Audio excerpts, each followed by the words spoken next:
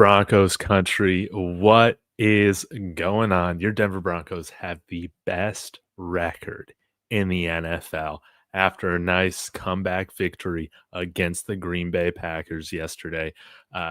Smaller or maybe more intimate show tonight. We don't have the full cast, but Jeremy is here to talk about it. Let me make sure I get our names up here. We got to have that. Sorry about that. But before we dive in, guys, get in here, like, subscribe, join the chat. We want to make this show special. We already got Mike in here. I know he is absolutely pumped up about this team. Shout out to Kalshi. We'll take a look at the odds for Jacksonville and Denver coming up, but I have placed some money on that. So use the promo code DTB, get a 10 for 10 match when you deposit 10. It's going to be awesome. But sorry for my long-winded intro, Jeremy. Dude, how are you doing tonight? How are you feeling after that victory against the Packers? Dude, fantastic. I mean, the real ones, like I said yesterday, like that was a good one for the non-believers. A lot of the people that were like, I don't know about Bo-Nix. I don't know about this offense. I don't know if they could. That was a good game for them. The people that have been riding all year, they already knew what we could do. But that was a nice display. Going through adversity, having been down 9, phantom PI calls, whatever, taking touchdowns off the board, just more stuff that you have to overcome. And this team is built for it. I mean, we've been doing it all year. We're not afraid of any challenges. And like I said in my thumbnail, like, yeah, this team's fearless. Bo-Nix is fearless. So yeah, riding high, feeling great. And man, I think when you rewind back to the draft in 2024, I mean, how could you have not seen that Bo-Nix was better than these dudes drafted ahead of him because of his fearlessness, man? We've seen other quarterbacks really falter down the stretch or, in difficult moments or have been very inconsistent. But Bo-Nix, I mean, he's pretty much, man, when the game has been on the line, he has been absolute money so far throughout his career. So, man, it was so great to see the style in which we won. The fact that, man, we've been looking for that, that full complete game from the offense from the first quarter on. Actually, did we score in the first quarter? I'm trying to remember. I can't remember when we scored our first touchdown. It feels like it was in the second quarter because we had Yeah. a couple of drives that were out, and they scored 2 field goals that were long drives. So it was probably in the second quarter. Second quarter. Nonetheless, man, it just felt like we put together a much better, offensive output throughout the entire game. I mean, we were driving that ball on the first drive. If Harvey doesn't fumble it, man, I'm feeling pretty good that we score on that drive, Yep. We gave them 3 points, and we were still able to not only get the victory, but cover significantly as well. So that, man, it was fantastic to see. Have you noticed, Jeremy? I haven't paid too much attention today, but what have the outside people of Broncos country been saying about Bo-Nix today? I think, it's been like, well, if he can play like this, it's like, yeah, well, he's just won 11 straight. So if he can play the way he's played the last 11 games, what do you mean? It's not just, he didn't just start playing well 2 weeks ago, but that's like the narrative is he just now is figuring it out. Just now. We somehow won 8 in a row before that, but like just recently Bo's figuring it out. So yeah, that's kind of the narrative is just like, if Bo can play like this, they can, go to the Super Bowl. They can do big things. And it's like, yeah, we've already known that. Yeah, I was listening to Colin Cowherd, and I feel like he has, he's always been obviously a big Sean Payton fan, but Yeah. Said those things about Bo-Nix like a couple months ago or whatever after the Raiders game. And, he's kind of been hesitant, but he definitely feels as if, and I feel like it's confirmed at this point.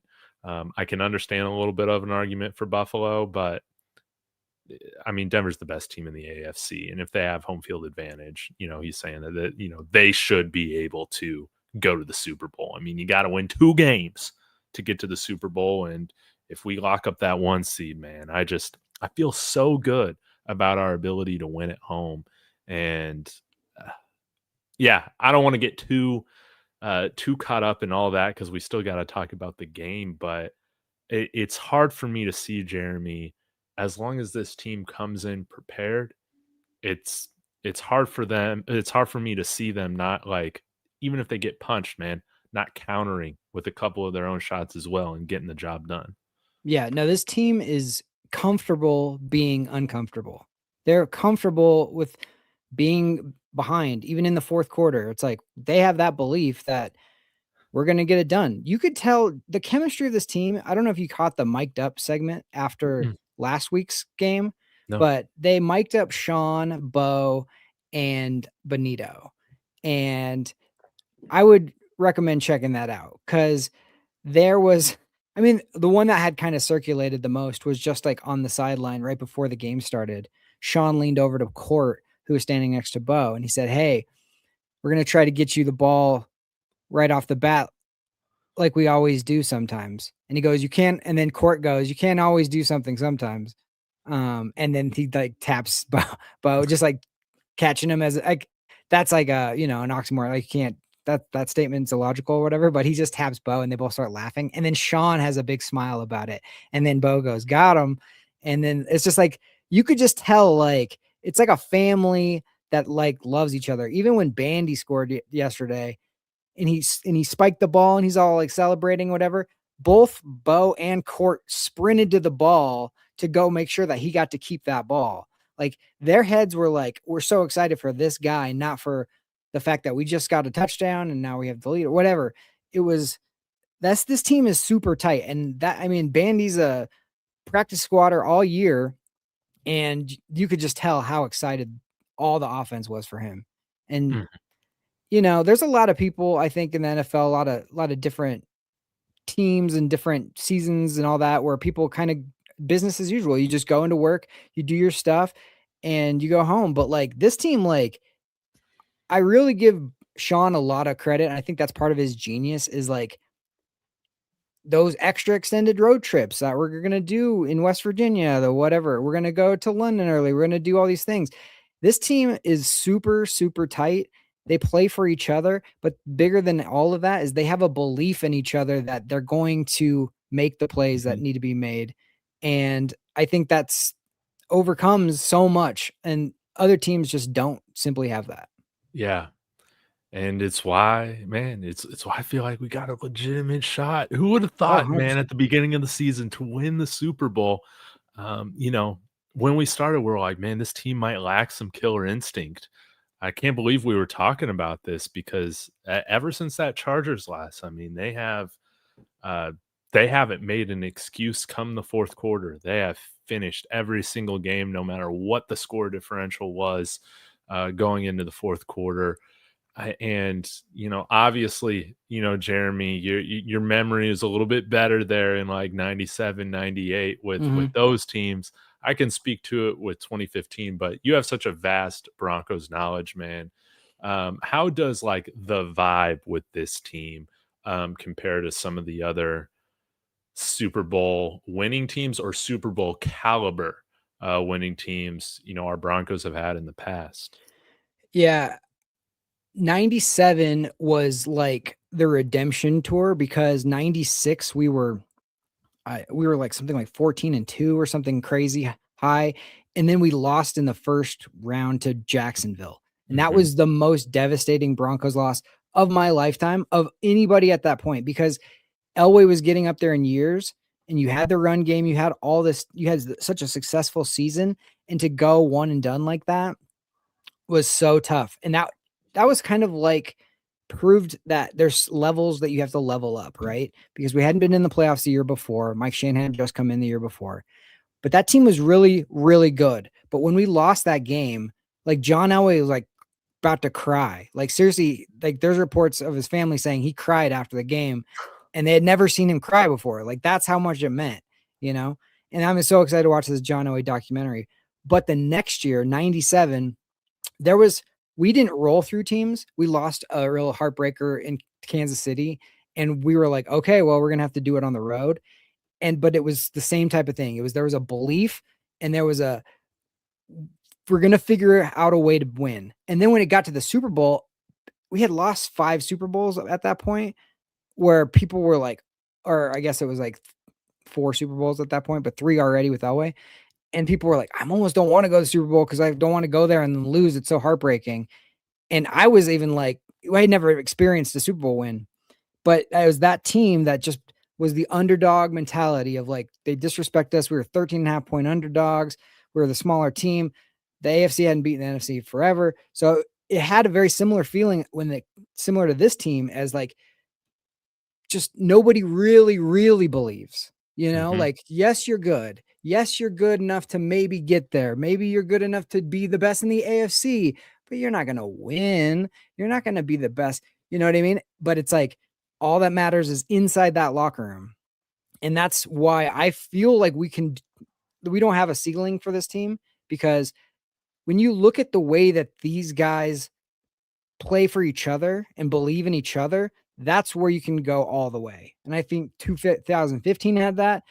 98's team was so good that they almost didn't lose, that they were almost like, it was almost a relief to win the Super Bowl instead of joyous to win the Super Bowl, because there was so much pressure at that point. Can they repeat? Can they repeat? John Elway's last year, blah, blah, blah, blah, blah. So that had a different vibe to it. But it comes from belief in the team, and when we lost Dobbins, what did we do? We didn't sit back and cry and go, oh, what are we going to do now? He's been our best offensive player, blah, blah, blah, blah, blah. No, we just go, okay, RJ, let's see what you can do. We're going to have to figure that out. And now we have an injury coming up, with our safety, Brandon Jones.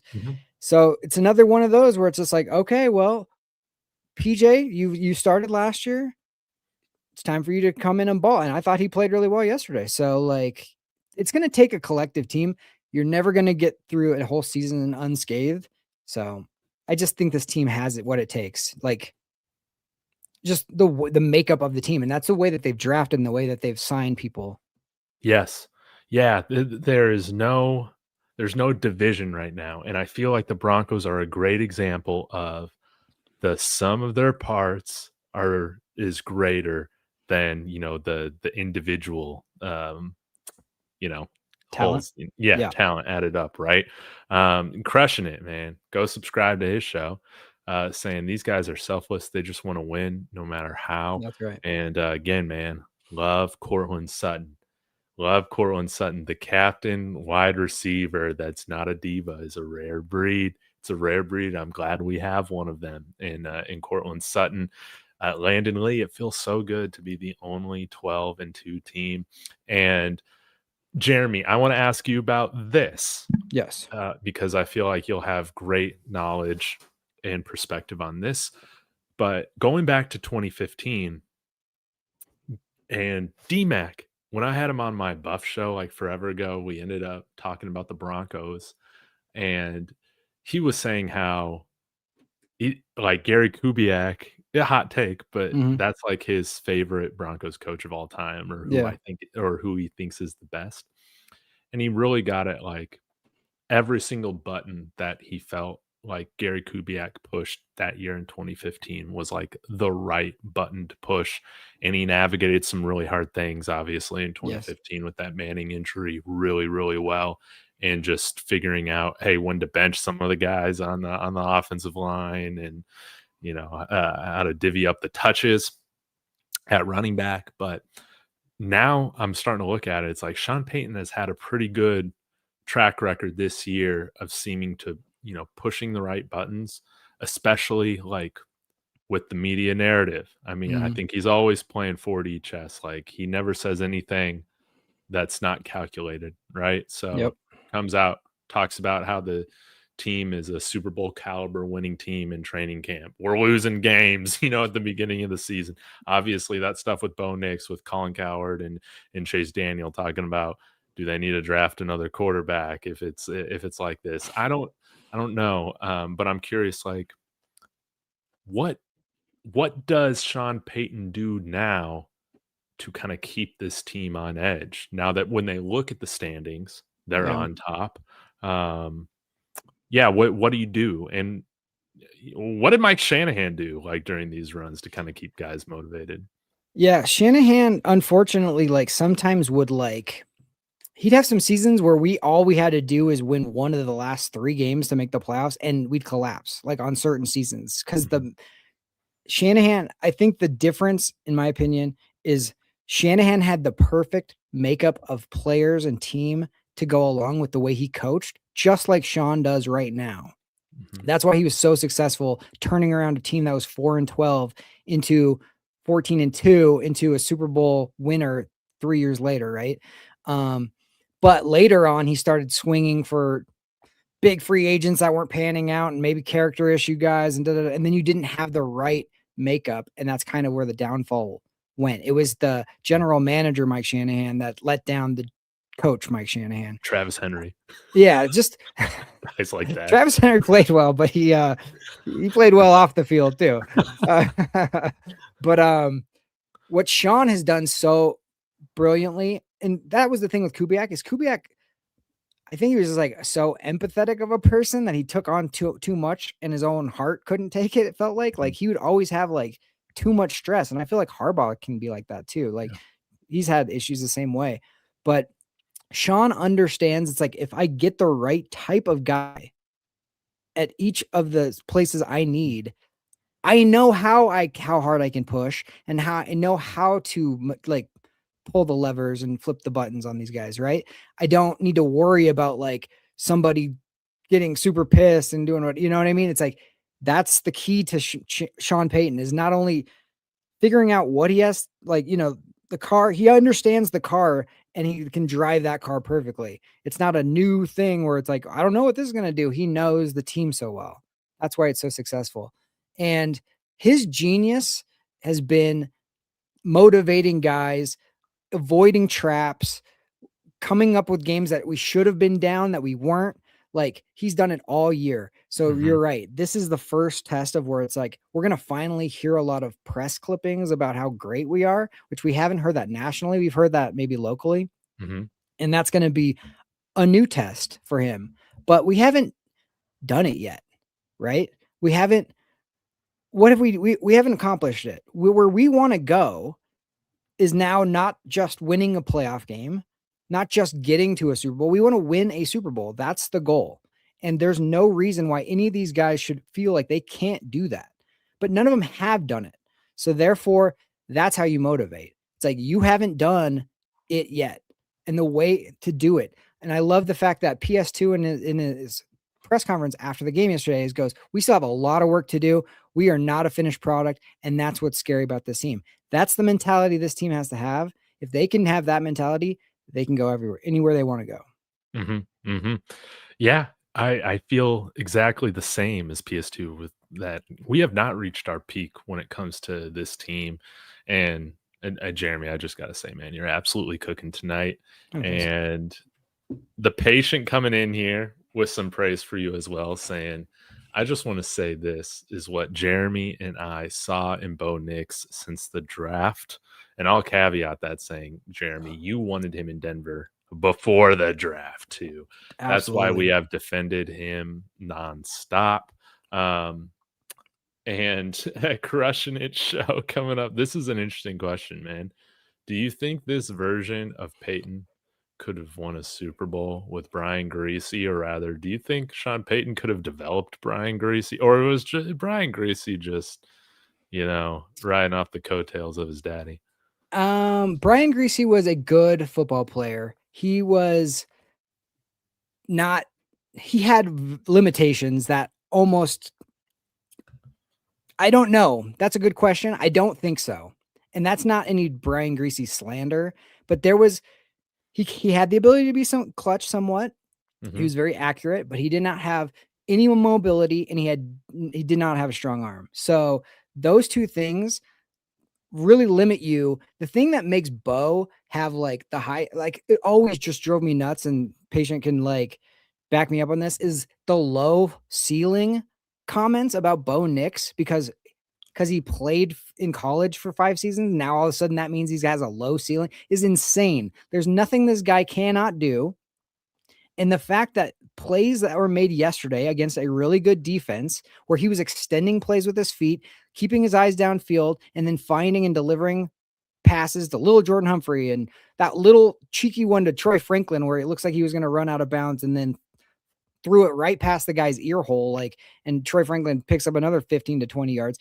Those plays couldn't be made by Brian Greasy. And that's why, like, Bo Nix and this team, like, the sky is the limit for them because he can do anything as long as, like, he doesn't, like, let's be honest. Bo wasn't perfect yesterday. There was a few balls that could have been intercepted. They would have been great interceptions, but they could have been intercepted. Yes.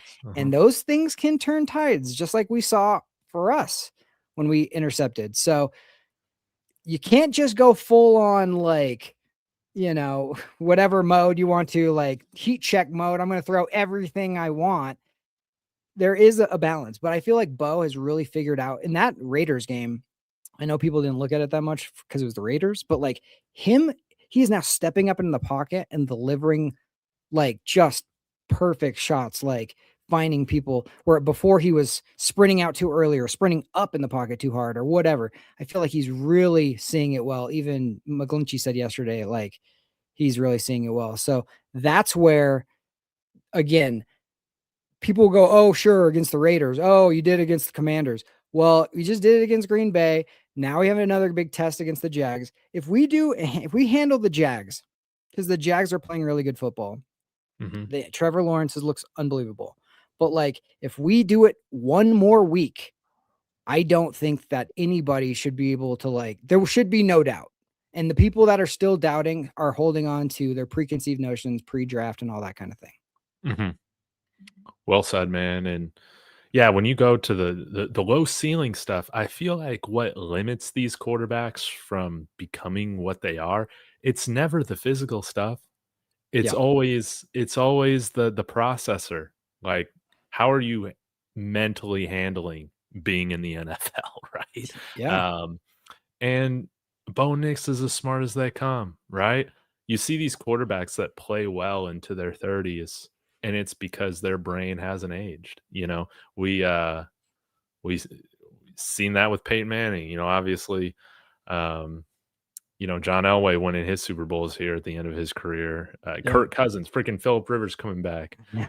Those things happen because you're sharp up here, man. You understand how to read a defense and how to distribute the football. So, yeah, like, does Bo Nix run around like Lamar Jackson or, you know, truck guys like Josh Allen? No. But honestly, man, we don't want him doing that. We don't want him doing that. It's some of these guys are going to have to learn to change the way in which they play to an extent. Obviously, Bo Nix, I mean, hopefully he's the quarterback here for a long time, but if he can continue to develop from the pocket, he's going to have a very long and successful career here because he already does such a great job of avoiding hits. And yeah, those things, again, Josh Allen, he can take all that punishment right now. That's fine. But it might catch up with him, you know, later on into his 30s, still playing the way that he's playing. I mean, we thought Cam Newton was going to be a lot better than he was, or like for a longer period of time than what he was. Yep. And yeah, so we'll see what happens with Bo Nix. I wanted to ask you about this, Jeremy. Looking at some of the teams, the Broncos teams that like didn't get the job done, that we expected to or thought, you know, could have done it. You know, I'm looking at 2012 Broncos, 2013. I mean, you can kind of make for me, it's like, man, half that team was on IR getting to the Super Bowl. So it's like, it was kind of crazy that we got there, but the offense just carried. 2014, disappointing. 2005, I thought, you know, we could have won it. I can't really speak to any teams, you know, prior to that, but what do you think was the difference, you know, in teams that got it done with the Broncos versus the teams that just came up short? Do you think that there was, or are you able to identify kind of any, you know, common thread with that? Yeah, like the 2000, like I think you identified the biggest one for 2013 or whatever. When we got to the Super Bowl, we obviously had the greatest offense of all time. But like when you have 2 weeks to prepare for anybody, like that can mitigate a lot of those things. And then we were out without Vaughn, we were without Chris Harris, like Clady. yeah, there was just so many injuries they had to deal with. And you have to be lucky as well. Like in that game yesterday, like we were mentally tougher than they were, which we've been the mentally tougher team this whole entire season. That's why we've won 11. It isn't because we're necessarily more talented or whatever. This team's more mentally tough, but you also have to be lucky and fortunate. We were lucky and fortunate yesterday that they dropped a couple that maybe they could have made amazing interceptions. And those kind of things happen. That 2013 Super Bowl, when we snapped it over the head of Peyton Manning on the first play, I could feel it. It was cold. We had to play it in New York. There was just so many things that were just like, ugh, this is just doesn't feel like it's going to be a good day for whatever reason. I don't know why those things happen, but they always say like you earn your lucky breaks, right? Like the harder you work, the luckier you are. And that's the way you have to approach these things. You can't just show up and expect it just to fall into your lap, right? Like there's so many things that happen. Like yesterday, there's a play I wanted to point out, and this is a perfect example. It was that one when we were still behind. I wrote it down. Bo bought a little bit of time, flipped it really quick to Evan Ingram on a 3rd and long, and he made a one-handed catch and then juked a couple people and then rolled over a guy and almost got the first down, but it created a 4th and half yard or whatever that we ended up, quarterback sneaking to get it. Then we go down and score and take the lead on that. But that should have not been that. That should have been like 5-yard gain maybe, and then you're punting, right? So that's the types of mentality of like overcoming the little things, and people will forget about that play, but that's how you have to, that's how this team needs to like have the mentality going forward, is just like, just do a little extra, and you don't know where it's going to go, It's the mental toughness. And that's what I think really sets us apart from everybody else right now. And I'm not saying, we saw yesterday, look, Micah Parsons and Watson go down for them, and now they probably are feeling a million miles away from where they were a week ago after beating the Bears. So unfortunately, this league is cruel, and you have to just like put kind of the blinders on and just one at a time. You can't think about the Super Bowl right now. You have to play the Jags, right? That's what we have to do. I want to get to some of these comments here. We got some great questions in here. Again, shout out to everybody in the vertical stream, and portrait, or landscape stream. Be sure to get in here, get your questions and comments in here. But Hussein coming in here saying, what about Troy Franklin? Let's talk a little bit about Troy, Jeremy. Do you think this was the best game of his young career? Man, it sure felt like it. Like he was really big yesterday. He made a couple of really big catches coming back to the ball. Like I mentioned earlier, that one where Bo bought time down the sideline and kind of slipped to get open because he kind of knew Bo was going to still look for him.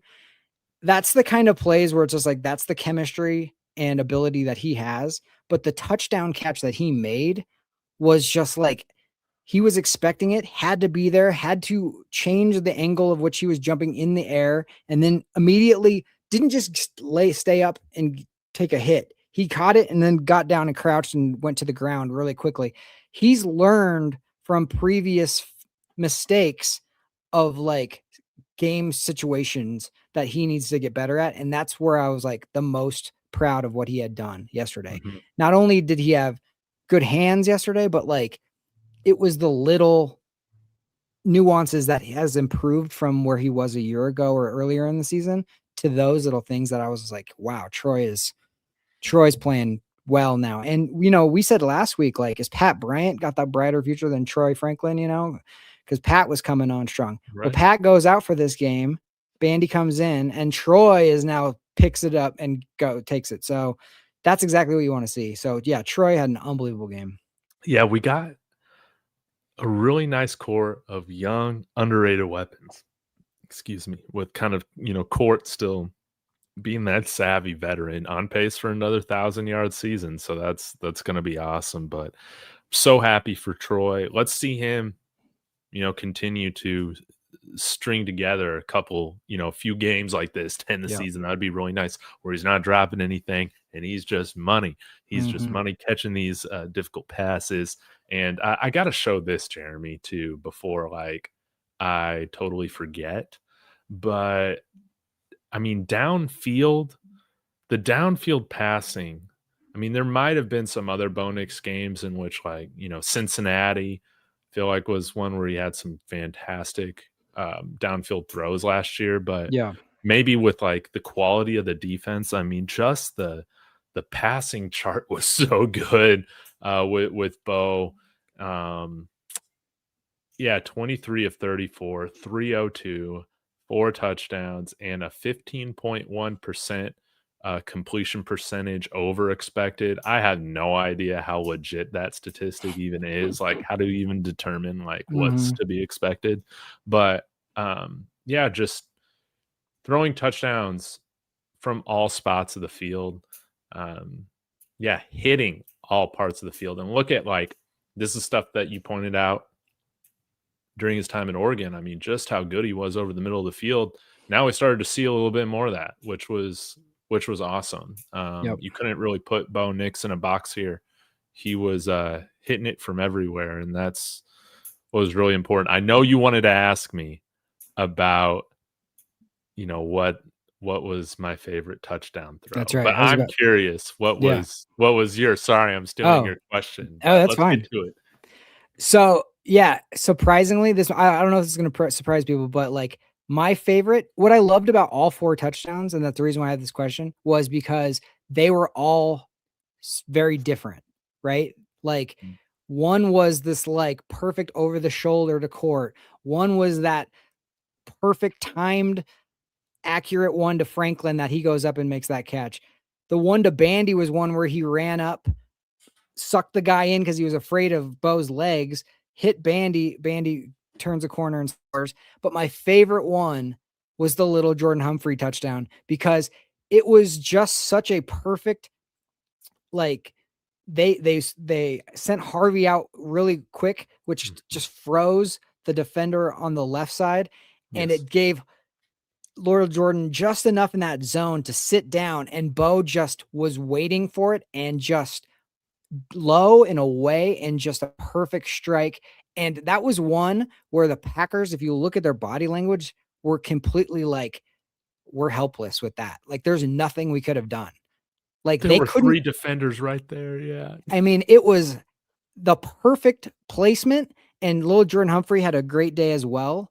Like, welcome back, Lil Jordan Humphrey, to our team. But man, that throw right there was the one that I got the most excited about because it was like, good luck defending that. Like, there's nothing anybody could have done. And even if he drops that, it's not going to be in harm's way, right? Mhm. Mhm. And speaking about Lil Jordan Humphrey, Jeremy, I think there's a key for Lil Jordan's success, and that is the number change. I wish Mark was on here to talk about it Yeah, because, hey, in, what was it, 2023 when he was here, he was wearing number 17. We didn't have any issues with, Lil Jordan here. that's true. But, last year wearing 84, you just got big shoes to fill when you're wearing that number. But Yeah. hey, he's looked great and he's performed great Yeah. wearing 17 again. So let's keep Will Jordan in 17 now moving forward. That's remember when he had that 50-yard touchdown catch with Jared Stidham, Yes. in Amazing play. 2023? Yeah. Yeah, that's the kind of Will Jordan we're getting right now, Yeah. which is great to see. But I think my favorite throw, it had to have been the Troy Franklin one, man, Yeah. because I mean, you talk about accuracy that Bo Nix showed, pinpointing that thing to Will Jordan. He showed that same level of accuracy downfield, getting it in between. I think there were 3 defenders over there as well. So mhm. great adjustment by Troy to come down with it. But yeah, hey, shows it right here. What opposite hash? How about that? And throwing it 25 yards down the field. Can't remember what down that was on. Was that Second on a and 15. dude, 2nd and 15? Yep. Um, yeah, It was and right hey, after the McFlinchy. like McFlinchy, dude. I false love that. start. Imagine what Bo Nix's passing chart would look like with A.T. Perry in the game, man. Imagine that, but we're gonna have to wait. But nonetheless, man, Bo Nix, I mean, he was elite yesterday, and he Yes. is becoming elite. This is what the maturation process looks like. Yes. Now we'll start to see. Oops, wrong button. Now we'll start to see games like this, man. And if he's peaking at the right time, come playoff time, that could be absolutely massive. Any comments on that before I get to a few chats? Yeah, no, I was just gonna say, like, the great thing about Bo is that he has so many tools in the tool bag, right? He doesn't need to show them all every week. That's the one thing we all look at somebody like Josh Allen, Lamar Jackson with their legs and the way they run the ball, but like that's if you take that away, there's guys, even though they're big and strong, they're one play away from a problem, right? If you Yeah. take that away and you're living dangerously, like I love Josh Allen. He's a great guy. He's a freaking awesome football player. But like, I would be nervous with that style. That style is not built for long term. Now he's, knock on wood, been healthy for his career and doing all that stuff. I hate to see that, but Bo doesn't need his legs to do it. He has it if he needs it, but it's not something he has to go to, or else we're not going to be successful. That was like the thing where people kept on saying like, "Oh, I want to see more designed runs for Bo." And there was even Tony Romo yesterday said, he said Bo needs to use his legs today if they're going to win the football game. No, he didn't. Not really. I mean, he did in the way of like scrambling around, but like actually running the ball, he didn't. And that's what's so great about him is like you can't defend every blade of grass, right? And in that Houston game, what was the play that won us the game? Bo didn't run that whole entire game. And then in that last drive, when we had to get the field goal range, that's when he took off and they weren't expecting it. So like and then the Bandy play, he looks like he might run and then he throws it to Bandy to touch. Like that's where he had to learn to not when and where, right? That's the whole thing with him. So that's what's so impressive is like none of those touchdowns yesterday was like just pure athleticism. It was like intelligence, understanding the situation, accuracy, everything that had to do with quarterbacking, but not just being an athlete. Yes. And I mean, when you're getting to that level and you're doing it against zone, man, all that stuff, you're like seeing the field that well. You understand pocket awareness. You understand like I mean, Micah Parsons, some people are going to complain, oh, well, you guys won just because Micah Parsons went down. Well, he hadn't had a sack and he played 3 quarters, right? And it really sucks that happened, but it was Bo's shakiness that even made Parsons have to make that Ryan sharp Clark was move, talking about that. which is like unfortunate, in basketball, everybody would have been like, oh, he broke his ankle or whatever. But like, that was his little bit of like wiggle that kind of got him off balance. And unfortunately, it resulted in an injury, but that was what I was most impressed with. And yeah, how can you not be super excited? When you play the position this way, you can replicate this, and more long term. And yeah, I really feel like when Peyton Manning came here, it really started to change my perspective on you don't need to be the best athlete in order to win in the NFL, but you do need to have a really, elite brain to do it. Yeah. And yeah, I mean, Tom Brady, Drew Drew Brees. Brees, yeah, all these guys, man. They can run or scramble a little bit when needed, but it's the brain, Yep. It's the brain that does it. Want to say hello to Mike Carmelini over at Mile High Monsters. Go subscribe to him. We should be doing this show again on Wednesday. Mile High Monsters, baby. So go subscribe in. Thanks for tuning in. Albert coming in here with a question. Of course, Brandon Jones, we commented on this a little bit earlier. Going to be on IR. Sounds like he's not going to return this season, which sucks. Maybe like a torn pec. Do you see Jade playing a little bit more? Do you think that there's a chance we could sign Justin Simmons to the practice squad? What do you think about that? Yeah, that was one of my other questions is like, does Sean Payton pick up the phone and call Justin Simmons? I will say no, but I'm not like on pro or against necessarily. I think I like Justin Simmons. He's a great football player. I just think you don't want to mess with chemistry and the leadership of this team right now. And that's the reason why. It has nothing to do with his ability, has nothing to do with any of that. But Justin Simmons is one of those people who's such a leader. And I felt like Sean specifically like moved on from him because he wanted a different voice. He Yeah. wanted a different vibe. And bringing him back in is more of like, if you told Justin ahead of time, like, hey, look, we're rolling right now. We love the way that this team is. We're tough nosed. We're hard, all this stuff. Just come in and play the position. Don't. But it's like some of these people know him, and it's just like I don't know. It's just I wouldn't.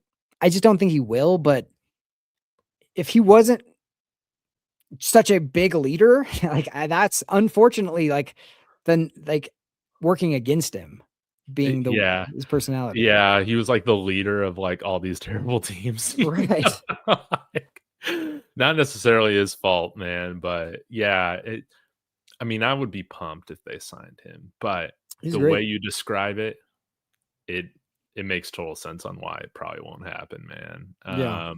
Now I'd like to see Jade play a little bit more safety, but that might be easier said than done. I can't really speak on the intricacies of lining up there as opposed to the slot where he's in most of the time, but I'd like to see him on the field more.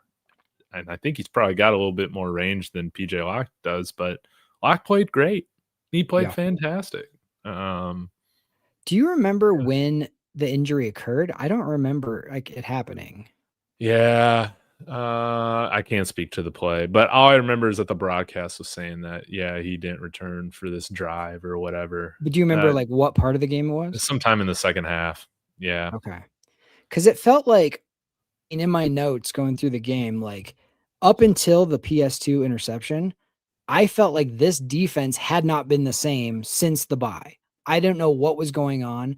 Yeah. They didn't come out like I understand the Commanders had a really good like plan for us, and Marcus Mariota like executed that plan really well. But like, come on, dude! Like we should have played better than that against the Commanders, and should have been able to adjust. The Raiders, like obviously, like you can't take much, but they did give up some like late stuff that you're just like, why are you like letting you know Pickett like shred us a little bit?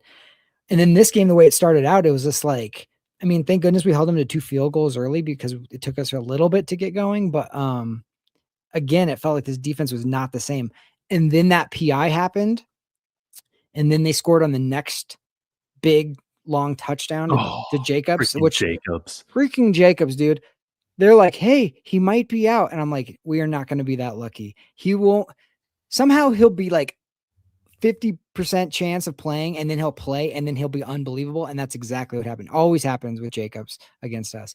But if you looked at the crowd, they were like, even into the like, the PI happens, the Jacobs plays happens, the extra point happens, the commercial break happens, the kickoff happens. They're still chanting BS.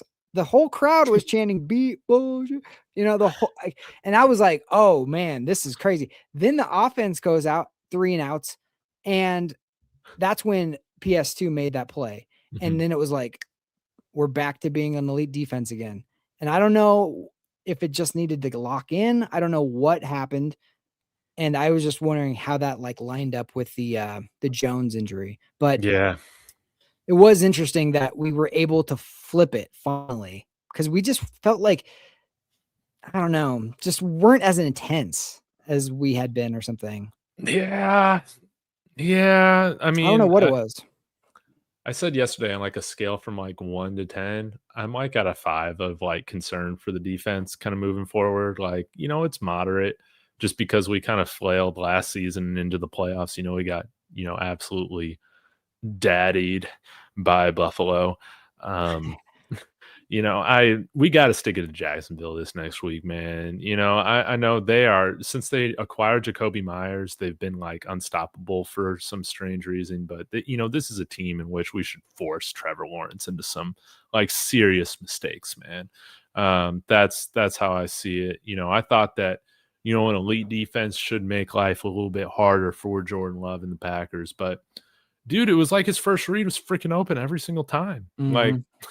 Like he didn't need to stand back in the pocket very often, man, and hold on to that thing. I mean, he was just getting rid of it, man. I don't know if we need to be playing like more press, or seemed like a lot of that motion was really,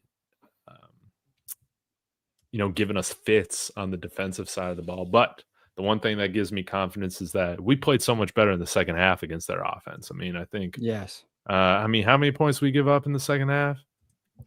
I think just that. I think Just I think one 10 touchdown? and 10? and a Okay. field goal. They cut it to 1 with the Oh, field okay. goal.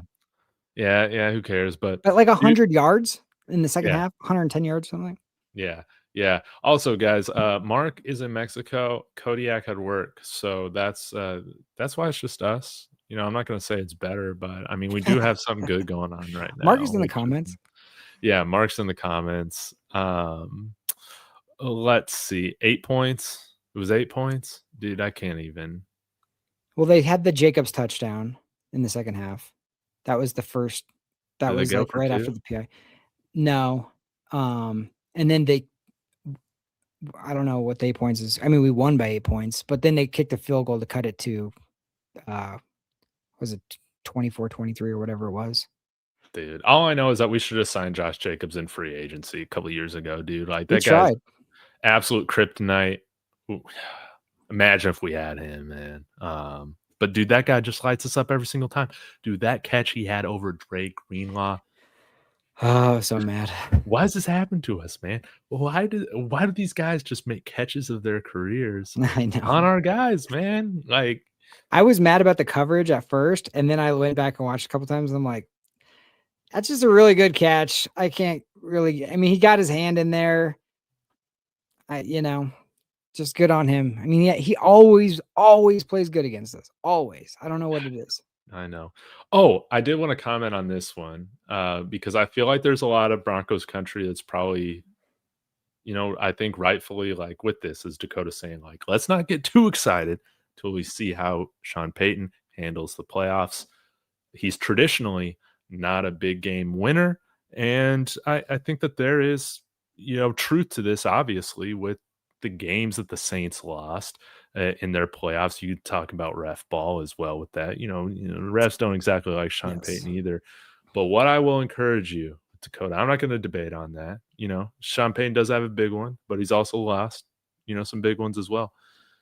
But man, enjoy this year. Just enjoy the Yes. ride. Enjoy the fact that we can talk about the possibility of our Broncos winning the Super Bowl this year. Dude, we're so ahead of schedule. None of us thought that we'd realistically be at the top of the AFC right now, going into week whatever it is, 16. Yeah, something like that.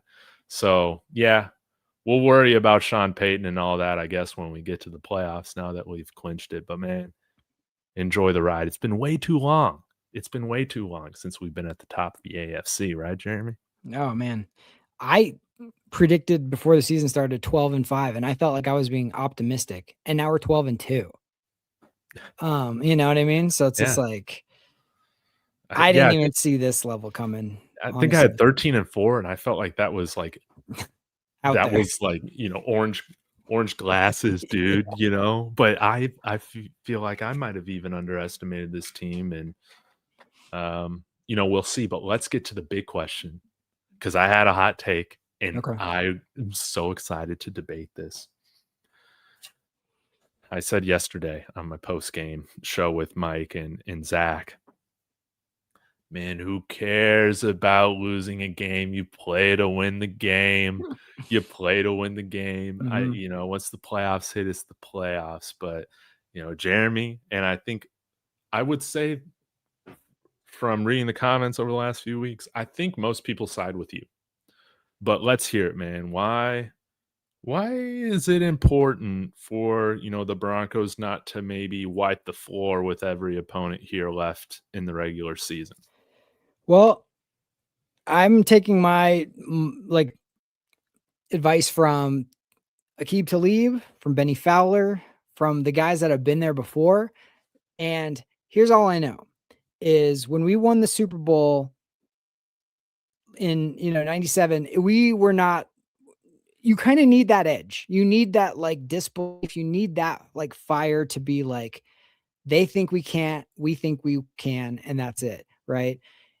Even in 98, when we almost ran the table, like there was so much pressure going into every game. Can they keep winning? That was an undefeated season going into that, but like you just felt like, we could finally it's like a palate cleanser. Just like we're not God's gift. We do have to stay on our, we need to stay focused. Any team, any given Sunday, right? It feels like when you're on a streak, you don't get the bounces for whatever reason. Cause it's like people will just assume you've already gotten all these bounces, which I don't think we have, but I think we've overcome a lot being mentally tough and being down in so many of these games. But it's just like one of those things where the first thing that we said when they won yesterday, the first thing every commentator, it's 11 in a row. It's 12 in a row. They don't just go, "Oh, you beat the Packers, good game. This team's good." They go, can they make it 12? Can they make it 13? It becomes a thing. And it's like, you shouldn't be worried about the number that you've been winning. You should just be worried about winning that game and then going on to the next week. But becomes extra something like it's like wearing a backpack with something on your back that's extra. You don't need it. You know what I mean? So like that's the only thing about it. And now with the Pats losing, we don't need to win out.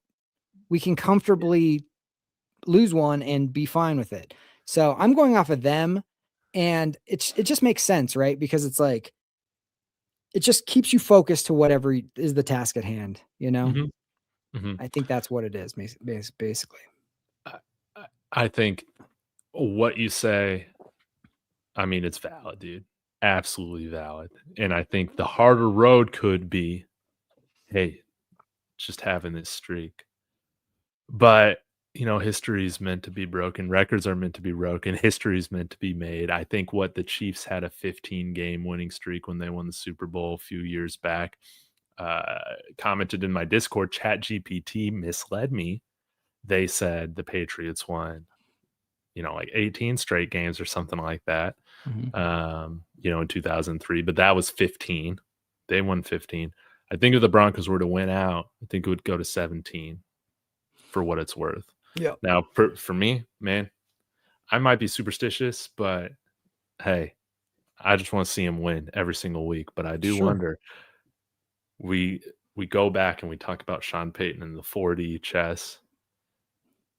Do you think this is going to sound bad, but if we take care of business, right, maybe the next 2 weeks, do you think that that's an opportunity maybe against the Chargers in which Sean Payton, in a sense, like almost sabotages the game plan that week? Yeah, no, I mean, Um, I wonder, see, it doesn't matter what the former players think or what I think yeah, or you think. It has to matter with like, how does Sean's like the navigator of the team, right? He right. understands like the ups and downs and the emotions and how to press buttons. So I think it's up to him how he wants it to go. But if he did that, I would be like, I totally understand why he did that. If he does it, it's purposeful. You know what I mean? If he feels like you don't need to do it, then that's fine too. I'm fine with not losing, but that's like, I just don't want us to get to the point where we're like, oh, well, we can just pick and choose every game that we can win or lose. It's not, I mean, it's Right. the NFL still. Like, I don't want to be an entitled fan to go from where we've been the last 10 years to now being like, we decide when we lose. You know what I mean? It's like, that's a little entitled. But I will say, like, I could see it happening where he's just like, maybe we should rest some guys purposefully. Yeah. But if you wait till the last week to do that, I could see it happening in the Chiefs game, honestly, because if you wait till the last week to just like, okay, Bo's not playing. Okay, all the starters, most of the starters aren't playing or whatever, you Hmm. do that. Then you have the bye week. You might not be playing real football for 3 weeks, and I don't like that either. So I don't like it either. I think you play guys last week. yeah, I so it's I would like I would at least like to see him play the first half. yeah, so with like this Everybody. with this Patrick Mahomes injury, if you're up at half, like by a healthy amount against the Chiefs on Christmas, like maybe that's when you sit some people and just let Stidham do his thing and maybe do that. And then in the last week, you do stuff. I don't know. I mean, it kind of depends on two things: where the Pats are, because you got to have that 1.5 game lead. You know, you don't want to lose this game against the Jags, and then now you have to win out the next two, if they keep winning. But they have to play the Ravens, so that's going to be interesting. And also, we still got the Chargers. We're still watching them. Like, we can't lose to the Jags and then have the last game be like, whoever wins the last game wins the division. You don't want that either. So yeah, just I would say we don't need to worry about that right now. Just worry Yeah. about the Jags and beat the Yeah. Jags. Yeah. Let's beat the Jags. But yeah, it's going to be interesting. What does Sean Payton do now to give this team that extra edge? Because this week they're going to be getting a lot of praise. Yeah, we kind of just talked a little bit about this, Shy, but yeah, I think we could beat the Chiefs, man, with Should. Mahomes being out, and who knows if Chris Jones even plays come Christmas. If I'm them, man, I'm wrapping this thing up. Anybody who's hurt of significance, man, they're resting. Can't can't risk any more season enders that could go into next season. So And you that's how I see it. and you don't want somebody doing some cheap shot on anybody because their season's over and they're mad that Mm, their reigns are, you just don't know what's in people's minds sometimes. I'm not saying anybody would do that, but like you saw yesterday the way the game started before he started. The Packers thought they would be cute. Like this is what happened. Okay, when we practiced the Packers before last season, they came in and we handled them in like the joint practices and we mhm, set the tone. And that was like the biggest sign of like this is a new team because we used to like get smoked on those joint practices we did with against the 49ers and all these other people, right? So that was the first indication of like, okay, Sean Payton and Bo Nix era is like going to be different, right? Well, yesterday, Packers decided to, oh, I'm going to run right through the Broncos warming up for no reason. And Drake Greenlaw and all those boys were like, I don't know who you think you are. You're at our house. That's not going to happen. And Talanoa Hufanga and Greenlaw took that personally. I felt like they were thumping people yesterday, especially early. mhm, Um, and so you just don't want people doing something silly for no reason in mhm. a meaningless game. So yeah, you got to be smart with it. And the one thing about real quick about I was going to get your take on this. The Patrick Mahomes injury, not only is their season, it was basically over anyways, but like because it's like an injury that's a big injury, do you think this like has ramifications on what Travis Kelsey does, what Andy Reid might do? Like if you're looking at possibly not just this year, but next year being like a really tough situation, do you think that carries a lot of weight? Yeah. Yeah, it's hard for me to see Kelsey returning. I mean, the Kansas City Chiefs cap is a mess next year. So of course they'll get cap compliant by the time free agency rolls around. But they got some bad contracts, dude. Like that, it's going to hurt them having like a loaded team that they've had for most of this. Because I mean, this was kind of the year that they were still kind of hoping to make that run to the Super Bowl, while Mahomes' cap hit was only like 20 something $1 million this year. Mm, Balloons all the way up to over 70 next year because they pushed this stuff down so much. So it's hard for me to see Travis Kelsey returning. Hey, if he wants to come to Denver for one last hurrah, that would be fun. But that would feel so weird. I know.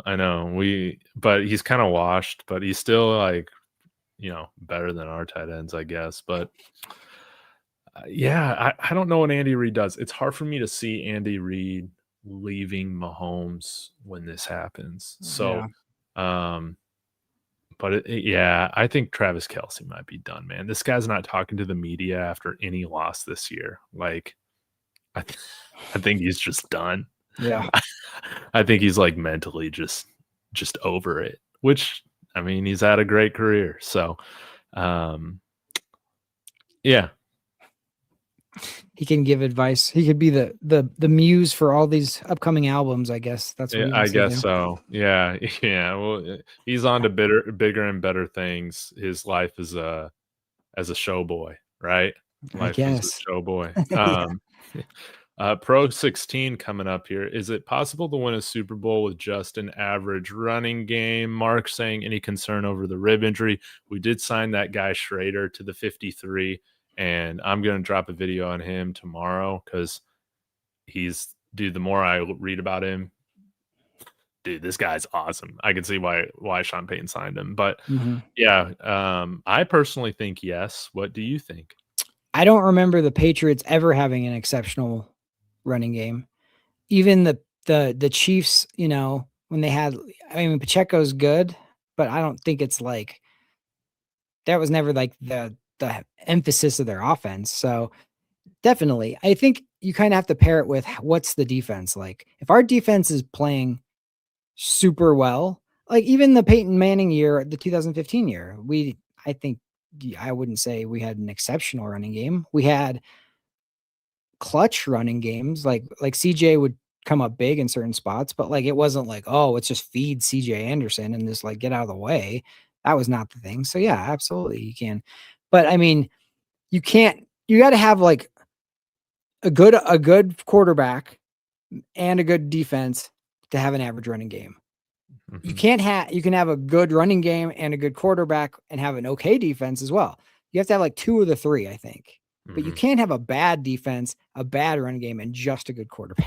And you can't have just a good running game, bad quarterback, bad defense. You know what I mean? So I think Yeah. that's the formula. Well said. I think we can do it. Donovan coming in here saying, "Do we offer Vance Joseph a big contract to stay in Denver?" I would hope Sure. so, but maybe Jeremy. I don't know. Depending on how the rest of this season goes, I might feel differently about Vance Joseph if for some reason our defense falls off a cliff this December again. But I'm not. I'm not banking on that. I think we'll get it together. I mean, I'm worried like Vance, I want all our guys to stay, Davis Webb's been awesome. Like pay whoever you need to pay if they've earned it, But if I'm Vance or Davis Webb, honestly, like you better have a good situation. Don't just take a job to take a job because I think Vance found that out the first time with us. It's like he didn't have all the control he probably wanted. He probably wasn't exactly I ready mean, to we be a head were a coach. terribly run organization at that time, right? Yeah, they wanted kind of a yes man a little bit. And, you kind of got to pick your spot. You got to be smart about it. You might not get the, I mean, even Mike Shanahan only got one more chance with Washington. Like, and then after that, he didn't get any more chances. So you have to be like specific, especially if you already had one chance. So Vance, I think if it's the right situation and everything's correct, then like I don't think he would stay for money, but I think he loves Colorado. Mhm. And I think if it comes down to like sweetening the pot, I definitely think we would for sure. Yeah, yeah. I hope he sticks around. I'm a big fan of continuity. Guys being in the same defensive system or offensive system for years and years and years is just so beneficial towards Yeah, building a program. So totally. I'd like to keep him here as pumped up as we are about Jim Leonard. He's still a mystery box, and it's no guarantee that he would end up being better than Vance Joseph either. So um let's see here. I guess that's a uh going through a few more. Yeah, Justin Sternad injury. I haven't seen any update with that yet. Hopefully he's okay. Mark had a question about the rib injury and bringing in Schrader. Oh Like yeah. if that Yeah. was a concern. I haven't heard, so I don't know what the extent is. Yeah, as long as he's not on IR, I'm not that concerned. That's Yeah. just how I feel about it. Um, the show that Peter S was Peter on Schrager. Yeah. Peter uh, Schrager on ESPN. said Yeah, Bo caused Parsons' injury. Yeah, because Bo made him chase him all over the backfield. That was an interesting take, and yeah, it was him kinda stepping back up towards the center of the field that kinda caused that Yeah. a little bit. I mean, yes, he did cause it technically, but, like, he didn't cause it as far as, like, Yeah, yeah. it was just unfortunate that but he did make him have to, like I mean, Micah Parsons, when he's coming at you, it's full 1,000, percent, and then to get a quick jolt left and then back right kinda thing, it unfortunately did cause it, but Yeah. I guess, like, instead of Bo breaking ankles, he's just tearing up knees, right? With unfortunately, his yeah. moves, yeah. And here's the thing too, it's like, what I like about this team is, like, first thing when Bo threw that, which that play will be forgotten because of the Oh, Parsons so injury, good. but that was such a nice little get him hesitation move, flip it out to, Mims on the run, and then Mims breaking 2 tackles and still getting the first down. It was just an unbelievable football play from everybody, and then you just hate to see that be the cause or be the, the result of it. But man, Mhm. that's where I felt like we're in like a flow state of just like he's seeing everything. He knows where his checkdowns are. He's leading people on checkdowns while like the best pass rusher in the game or one of them is like in his face. I mean, it was really well done the whole game.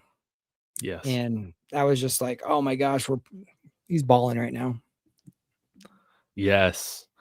And Donovan bringing this up too. Yeah, we also got Sincere McCormick on the practice squad. It's true.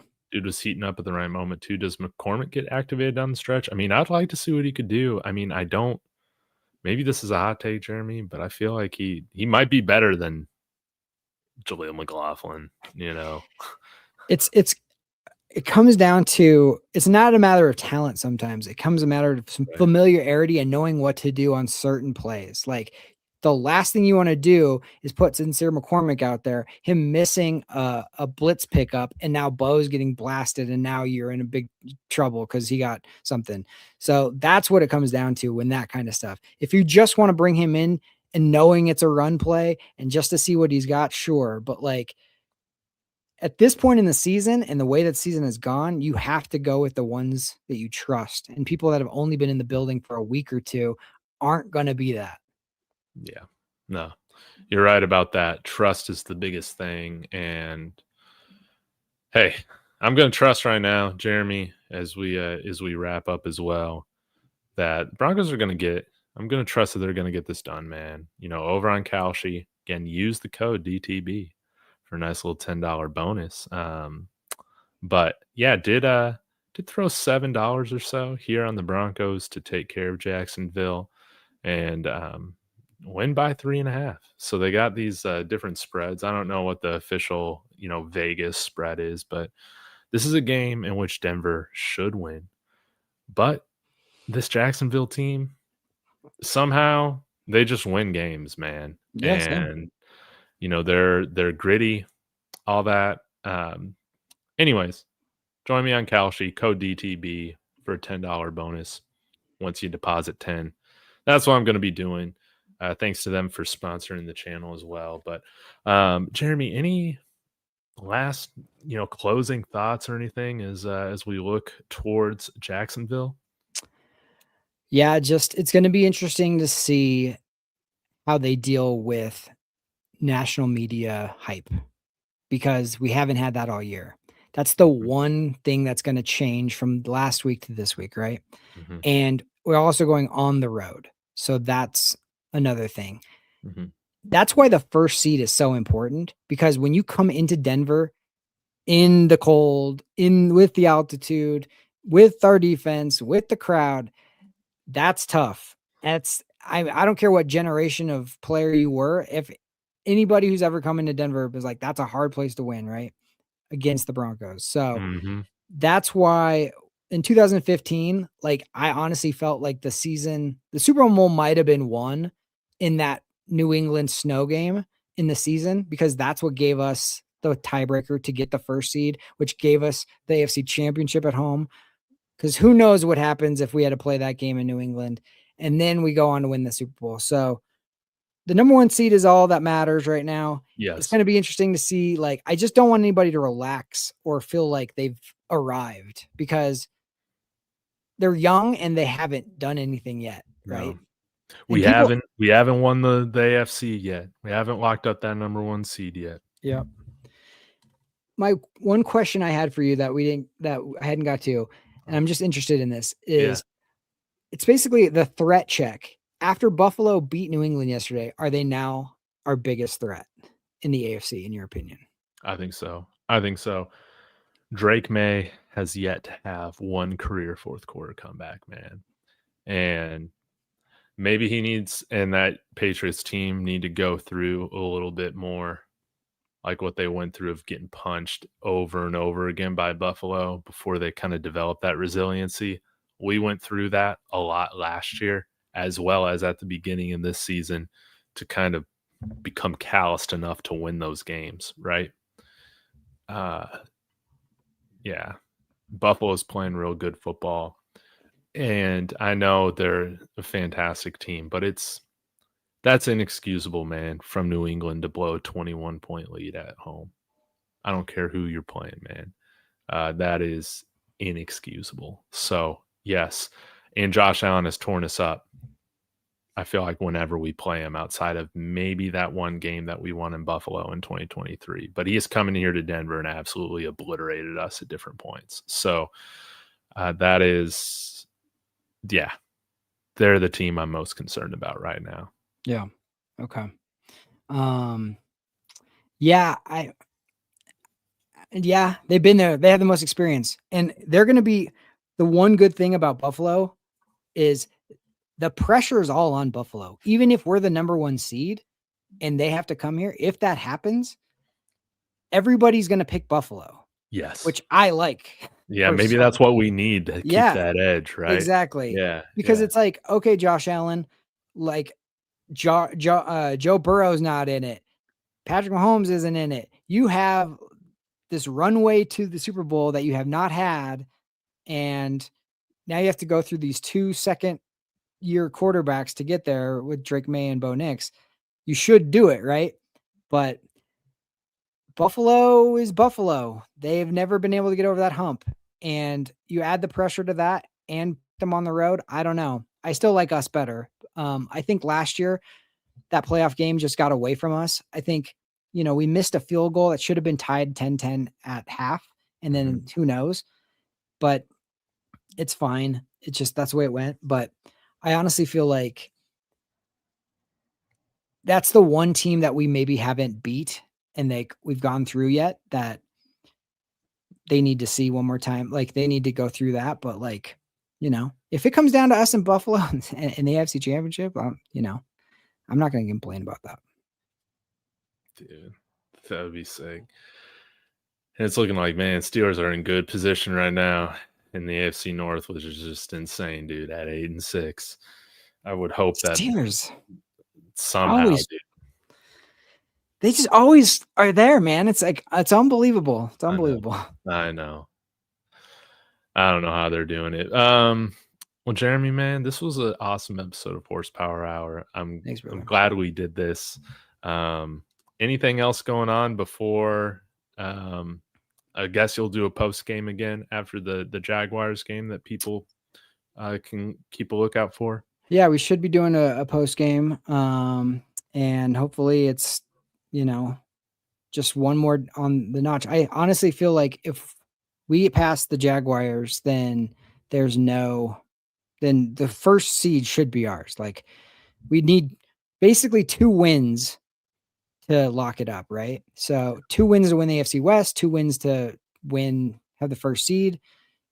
As long as we beat the Jags, and I'm hoping for Christmas we just handle our business. But yeah, so that's the big one. Got one more big one, and now on Thursday games, dude, I'm no longer thinking that it's gonna be easy, dude. We just suck on Thursday games, so that game might even be trickier than expected, even with Gardner Minshew at quarterback. That's true. Yeah, I hate those games, but and especially on the road too. Yeah, we suck at Thursday games, man. I mean, we won, but it was ugly. Yeah, even last year, dude, that game in New Orleans. They're always like that. Yeah, we suck on Thursday night against the Colts. Yeah, but anyways, I want to give credit to everybody in the chat and the comments. Thank you for Yes. tuning in. Again, please go find us over on YouTube, David Talks Broncos, and Jeremy over at his channel. Links in the description, along with the Cowshy link. Go subscribe to him. That does a ton of help in helping grow the channel, support the channels. And yeah, we're here every Monday night at 8 p.m. Mountain Time with Horsepower Hour. Maybe then, our friends will decide to come back and join us next week. Stop Kodiak going on and vacation. Mark. But yeah, until next time, guys, and I'll drop some more videos tomorrow. We'll see you then. Go Broncos. Go Broncos.